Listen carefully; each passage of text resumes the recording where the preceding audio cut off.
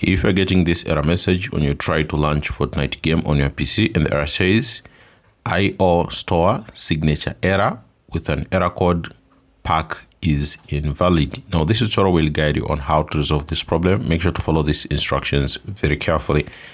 Now the first thing you need to do, make sure you exit Epic Games Launcher. So come here on the system tray, look for the Epic Games Launcher, make sure to right click on it and then select exit.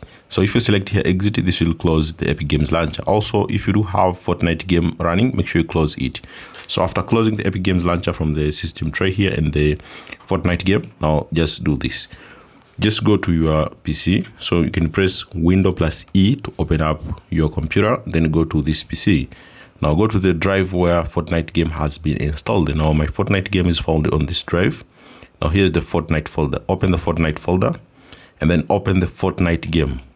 And then you'll see content, open content, and then you'll see these packs. Now open the packs folder. Now inside the packs folder, you need to set from lowest to highest. So you can just press this arrow on the sides here. It will set from lowest to highest. Now also set it from the lowest to highest. Make sure to delete all files that are less than 2000 KB. Now you can do this. Just highlight all these files from top to bottom. So make sure to highlight all the files that are less than 2000 KB. So these are the files that are less than 2000 KB. So until here. After highlighting all these files that are less than 2000 KB, then you can delete these files.